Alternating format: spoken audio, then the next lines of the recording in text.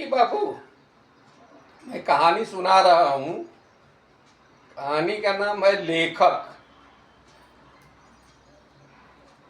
एक कहानी संग्रह ढूंढा डॉक्टर अलख नारायण सिंह ने लिखा था, उसी की कहानी है लेखक की। पाठक वर्ग सदैव लेखक से अपेक्षा करता है कि वह जो पुस्तक पढ़ रहा है उसमें ऐसा कुछ हो जो वह नहीं जानता हो, जो हमारे मनोरंजन एवं ज्ञानवर्धन में रंचमात्र ही सही समय एवं पैसा का सदुपयोग हो सकता है। वह पुस्तक इसी दृष्टिकोण के ध्यान में लिखी गई है। लोग पुस्तकों का अध्ययन ज्ञान वृद्धि और अंधविश्वासों एवं कुरीतियों से बचने एवं बचाने के लिए करते हैं।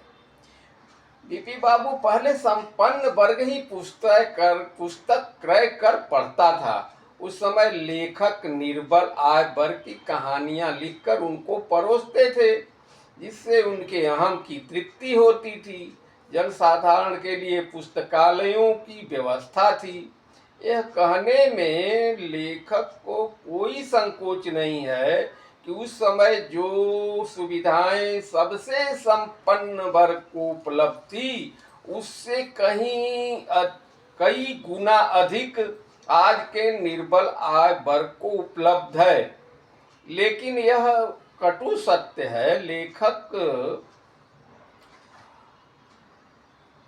हमेशा सर्वाधिक संपन्न वर्ग का होता ही नहीं है, वह आज भी नहीं है।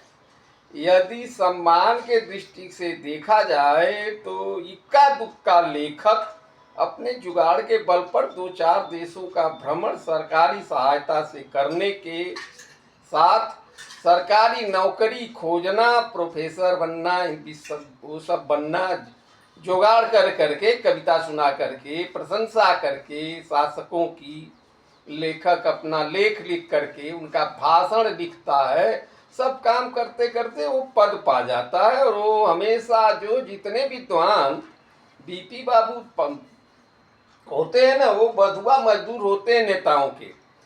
आप विश्वास करो या न करो, कोई भी नेता बड़ा से बड़ा स्वयं का भाषण नहीं पढ़ता है। निर्विवाद रूप से कटु सत्य है। उसको लिख करके लेखक जो उसके यहाँ नौकरी करते हैं, बधुआ मजदूर जैसा रहते हैं, बधुआ मजदूर हो जाते हैं। वही लेखक उसके भाषण को लिखते हैं, और वही जो है बाहर जो भाषण देते हैं सब, वो घटिया स्तर के व्यक्ति भी महान बन जाते हैं। उनमें योगदान लेखक का होता है। लेकिन लेखक हमेशा उनकी निगाह में, समाज तो जानता नहीं कि किसने लेख लिखा, वो घटिया का घटिया ही बना रह जाता है। लेकिन एक बात और है कि हमारे सामने प्रतिक्षण घटनाएं घटित होती रहती हैं और यही घटनाएं कहानी का प्लॉट बनती है।